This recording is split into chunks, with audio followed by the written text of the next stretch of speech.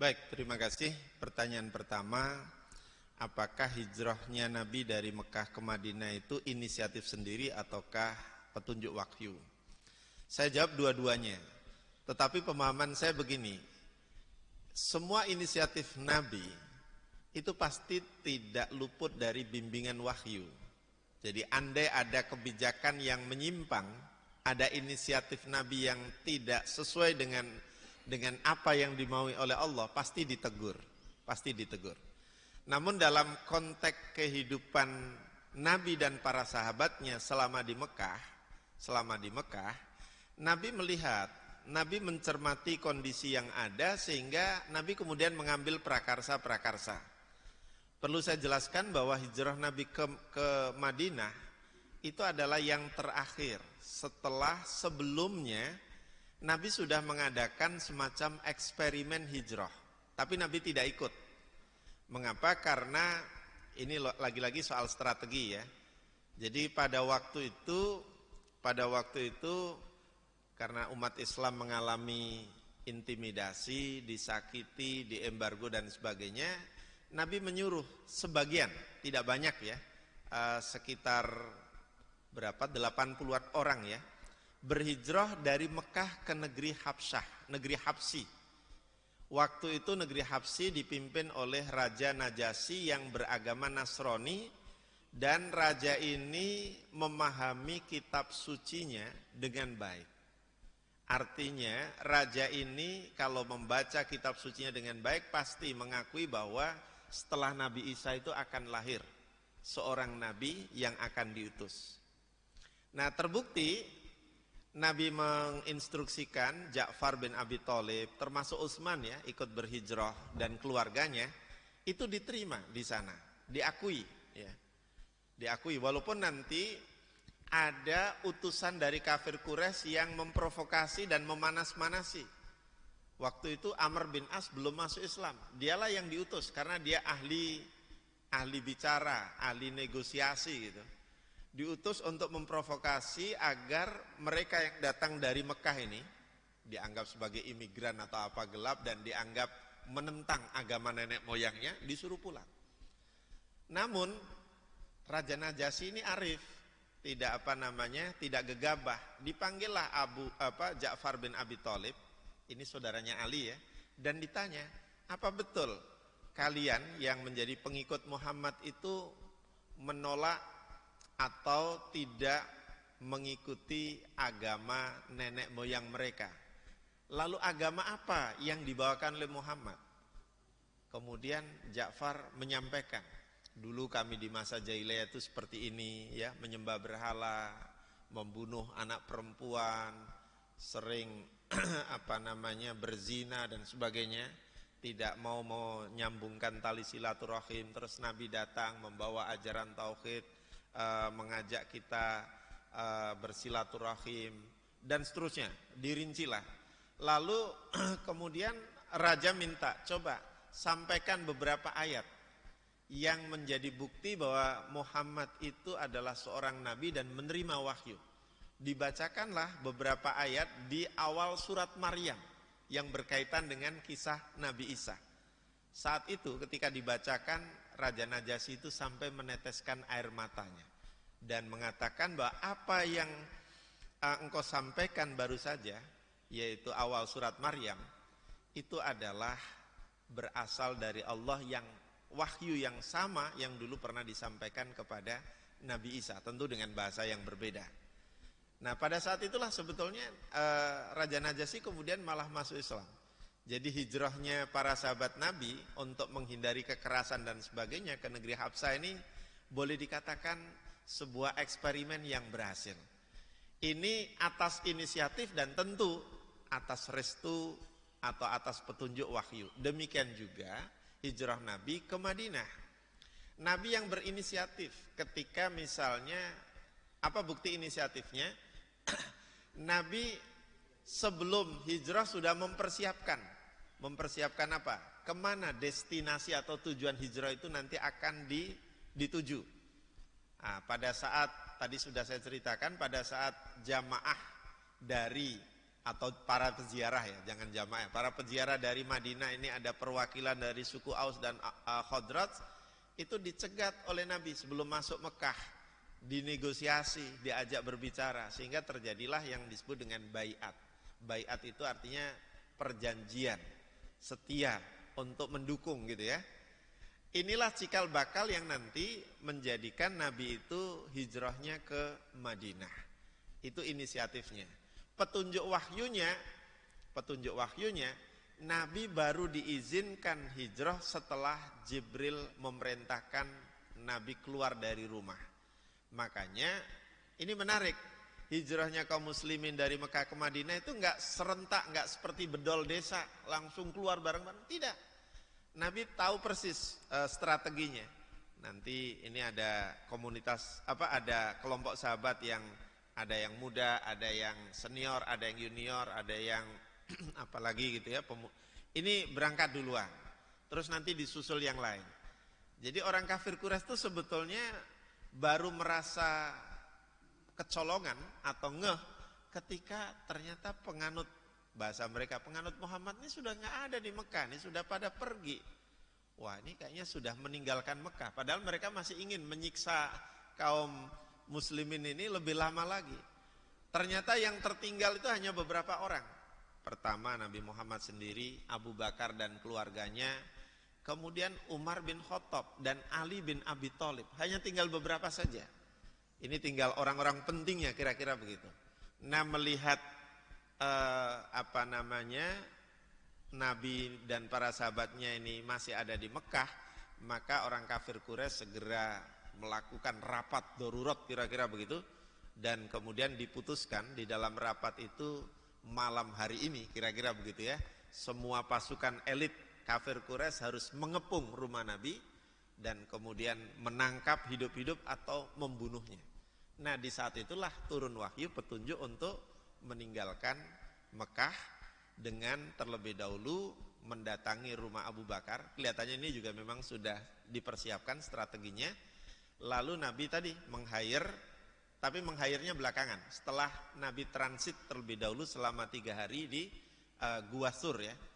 Yang menarik lagi adalah, ini pasti atas petunjuk wahyu dan inisiatif Nabi juga, ketika Nabi transit itu memilih tempat yang arahnya berseberangan dengan Madinah.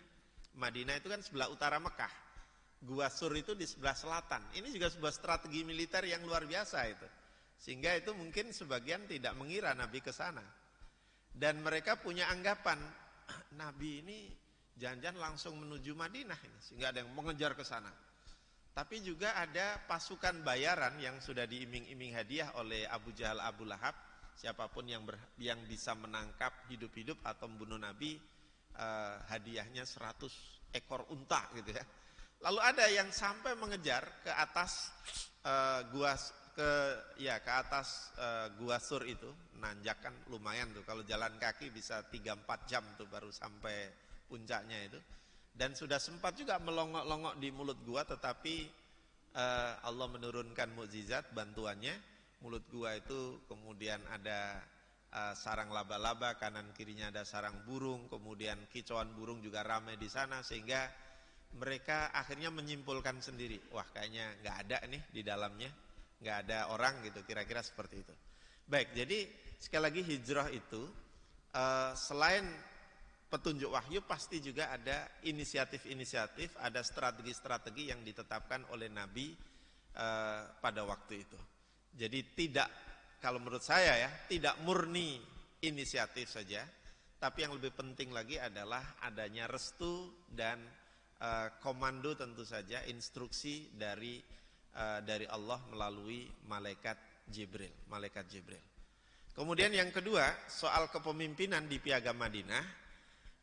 Kalau pasal khusus mengenai kepemimpinan nggak ada, tetapi pasal-pasal yang ada di dalam Mitsak Al-Madinah itu menunjukkan kuatnya kepemimpinan Nabi. Saya beri contoh misalnya begini.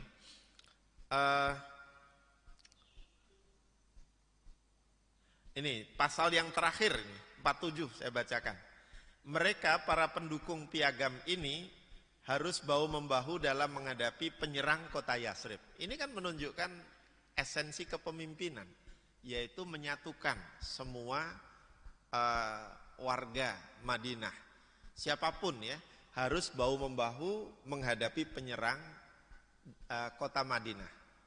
Jadi semua pasal, kalau boleh kita tegaskan begitu, yang ada dalam Piagam Madinah ini menunjukkan betapa kepemimpinan Nabi itu berpengaruh. Karena kan esensi kepemimpinan itu adalah kemampuan menggerakkan dan mempengaruhi orang lain supaya mengikuti apa yang menjadi garis kebijakan atau menjadi visi dari pemimpin itu. Dan Piagam Madinah itu menunjukkan kepemimpinan Nabi secara keseluruhan. Jadi tidak disebut dalam pasal khusus gitu, enggak. Contoh yang lain lagi nih, di pasal sebelumnya 46. Sungguh tidak ada perlindungan bagi Quraisy Mekah dan juga bagi pendukung mereka.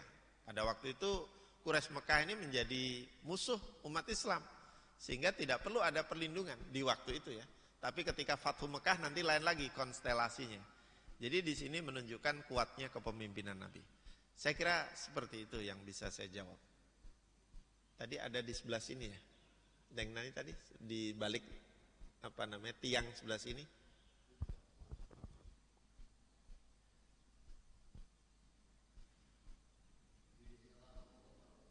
Waalaikumsalam warahmatullahi wabarakatuh.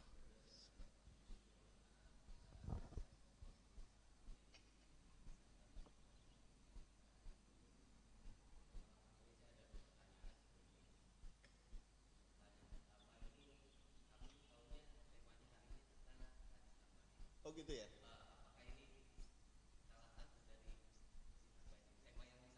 Iya ya.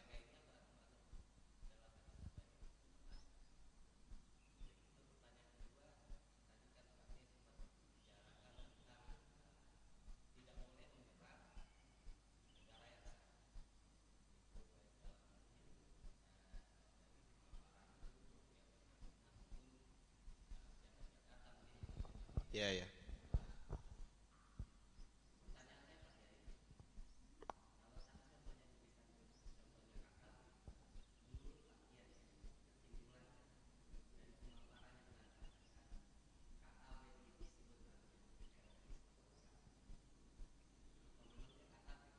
Ya. Baik, terima kasih. Jadi begini, saya ini tadi malam ya, sekitar jam 10 apa malah jam setengah 11 ya, dihubungi oleh imam kita Pak Ustadz Tom Amrozi yang memberi materi tentang hadis arba'in itu berhalangan, mendadak gitu. Lalu temanya apa? Saya tanya, udah bebas saja gitu.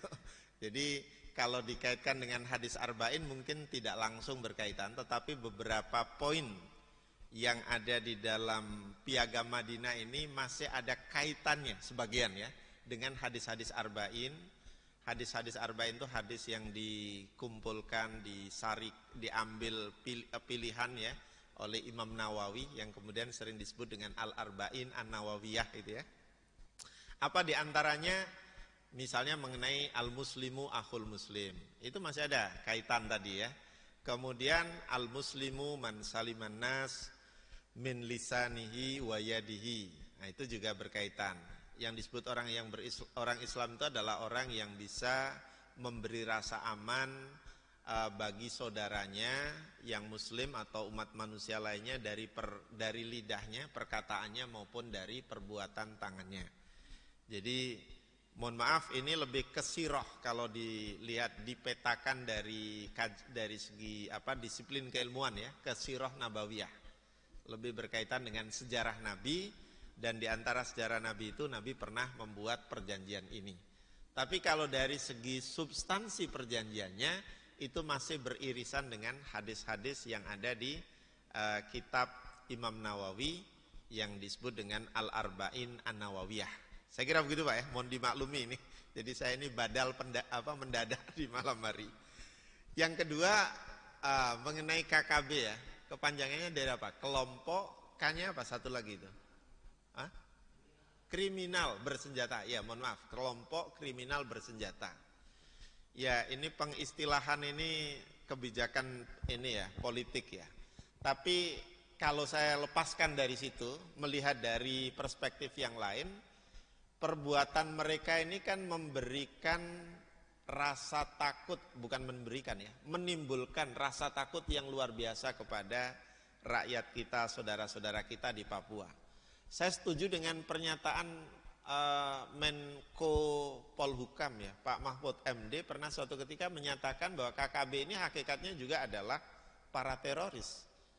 Jadi kalau kami ya diminta untuk menilai itu, ya satu, kita kembalikan kepada undang-undang tentang terorisme. Dan di dalam undang-undang itu dinyatakan bahwa perbuatan atau aksi teror itu sesuai dengan maknanya adalah aksi yang menimbulkan rasa takut yang luar biasa di masyarakat, sehingga masyarakat merasa terancam, hidupnya tidak tentram, tidak damai, dan bahkan kalau aksi itu diwujudkan dalam bentuk kekerasan, dia menimbulkan dampak psikologis yang cukup besar. Misalnya dalam bentuk pengeboman. Itu kan selain menimbulkan rasa takut juga membuat menimbulkan ancaman-ancaman dan trauma psikologis, terutama yang menjadi korban. Nah, KKB, kelompok kriminal, sekali lagi ini istilah yang dibuat ya, nggak tahu motifnya apa. Hemat saya perbuatannya sudah melebihi dari teroris pada umumnya. Kalau teroris-teroris yang ada, terutama yang belum terindikasi melakukan pengoboman, walaupun mungkin baru merencanakan misalnya, itu kan belum jelas-jelas ini ya, baru mengikut pahamnya, alirannya, tapi belum melakukan aksinya. Nah, KKB ini sudah jelas-jelas nih, membunuhi para tentara kita, ya, warga sipil, kadang-kadang merusak fasilitas umum, merusak rumah-rumah warga, bahkan juga ada bandara dan sebagainya ya. Saya kira ini sudah semestinya dikelompokkan sebagai teroris yang harus diperangi, dan bahkan bila perlu Densus 88 harus turun ke sana itu supaya kalau bisa nangkepi mereka. Jangan hanya dalam tanda petik ya, jangan hanya di kalangan umat Islam saja yang disasar. Ini kan kasus-kasus ya, dan kasus itu bisa terjadi pada siapapun ya. Kata teror pun juga sebetulnya netral, tidak boleh diidentikan atau sengaja digiring dan diopinikan menjurus kelompok tertentu, sebut saja kelompok Islam. Di luar negeri itu yang teroris tidak hanya Islam, tidak hanya Muslim. Di Irlandia itu tentu bukan Muslim. Yang dulu membunuh umat Islam yang lagi sholat di masjid New Zealand, yang mati lebih dari 40 orang, itu pasti juga bukan orang Islam, itu teroris juga. Teroris juga.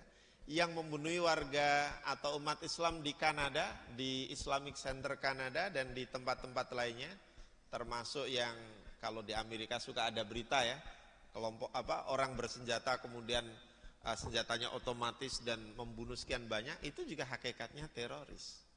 Jadi ini tergantung pada akhirnya ya, pemaknaan kita terhadap undang-undang itu dan bagaimana sikap arif kita dalam memperlakukan sesama warga bangsa dengan agama yang berlainan ini. Kalau memang perbuatannya itu membahayakan, menimbulkan teror, rasa takut, menyebarluaskan ancaman-ancaman yang menakutkan, maka itu sudah dapat dikategorikan sebagai teroris kalau mengikuti undang-undang. Ya, mengikuti undang-undang. Jadi saya setuju dengan ungkapan Pak Mahfud, itu pernah diungkapkan karena waktu itu didesak juga oleh wartawan. Itu gimana menurut Bapak itu? Apa hanya disebut kelompok kriminal bersenjata saja? Bukankah perbuatan mereka itu sama bahkan melebihi teroris? Lalu beliau mengatakan, ya mereka itu teroris juga, gitu. Hakikatnya teroris juga. Jadi dengan demikian saya bisa sampaikan aksi dan perbuatan terorisme ini sekali lagi bukan hanya distempelkan kepada umat Islam, tetapi siapapun ya, siapapun yang melakukan hal-hal atau perbuatan atau aksi terorisme itu berhak untuk distempeli sebagai teroris. Karena memang perbuatan itu tidak sesuai dengan ajaran agama di satu pihak dan juga menyalahi ketentuan atau norma-norma hukum yang berlaku di negara kita. Jadi saya setuju Pak dengan yang disampaikan oleh Pak Mahfud MD yang mengategorikan KKB itu adalah juga teroris gitu. Dan kita juga harus fair, kita harus juga arif dalam menyikapi semua itu. Kita juga jangan mau hanya distempeli sebagai teroris saja, sebagai tertuduh teroris itu gara-gara ada peristiwa 11 September itu ya. Yang notabene juga masih banyak gelapnya ya. Apa betul tuh mereka adalah semuanya muslim misalnya. Jangan-jangan ada keterlibatan Zionis atau keterlibatan negara Yahudi itu ya. Baik, saya kira itu saja. Masih ada? Cukup? Baik, saya kira sudah pukul 6:15. Mari kita akhiri kajian kita pagi hari ini dengan sama-sama bermunajat, berdoa kepada Allah Subhanahu wa taala. Mari kita awali doa kita, munajat kita dengan baca istighfar 3 kali. Astaghfirullahaladzim, astaghfirullahaladzim, astaghfirullahaladzim. A'udzu billahi minasyaitonir rajim. Bismillahirrahmanirrahim. Alhamdulillahi rabbil alamin, hamdasyakirin, hamdan naimin, hamdan yuwafi ni'amahu wa yukafi'u mazidah. Ya Rabbana lakal hamdu wa lakal syukru kama yanbaghi li jalali wajhikal karimi wa 'azimi sultanik. Allahumma Rabbana zalamna anfusana wa illam taghfir lana wa tarhamna lanakunanna minal khasirin. Allahumma ighfir lana wa li ikhwanina alladhina sabaquna bil iman wa la taj'al fi qulubina ghillan lil ladzina amanu innaka raufur rahim. Allahumma inna nas'aluka ridhaka wal jannah wa na'udzubika min sakhatika wan nar. Allahumma anfa'na bima 'allamtana wa 'allimna ma yanfa'una warzuqna uluman tanfa'una innaka antal alimul hakim. Allahumma a'inna ala dzikrika wa syukrika wa husni ibadatik. Allahumma taqabbal minna innaka antas samiul alim wa tub 'alaina innaka antat tawwabur rahim.